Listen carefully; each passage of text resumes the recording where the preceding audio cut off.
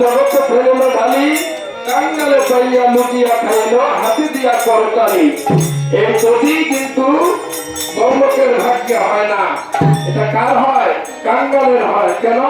কাঙ্গাল ছাড়া এই গতি কেউ খেতেই পারে না, কারণ গোলকের প্রেমধন। দেখো বড় লোকেরা সবাই ঘুমাচ্ছে, আমরা কি করতেছি? আমরা রাস্তায় রাস্তায় ঘুরতেছি। কেন? যখন সমুদ্র মন্থনে বীজ উঠল, এখন ভোলানাথ দেখলো যে এই বীজ যদি আমার দেবতা খায় তো দেবতা তো মারা যাবে, ওষুধা যদি খায় ওষুধা মারা যাবে। তখন কি করলো?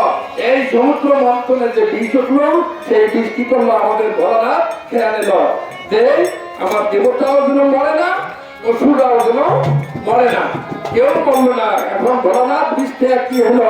নীলকণ্ঠ নাম হলো। তখন থেকে ভোলানাথের নাম নীলকণ্ঠ, সেগুলো 108টা নাম।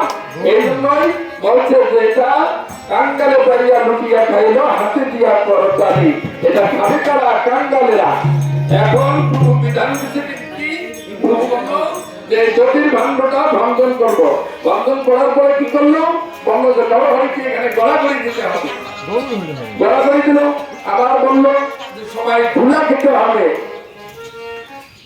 ধুলা অঙ্গে রাখতে হবে। কেন?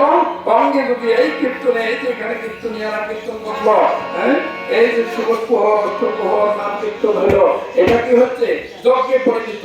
এই যজ্ঞের ধুলা যদি গায়ে লাগে তাহলে কি হয়? কীর্তনের ধুলা যদি লাগে পাপির গায়ে,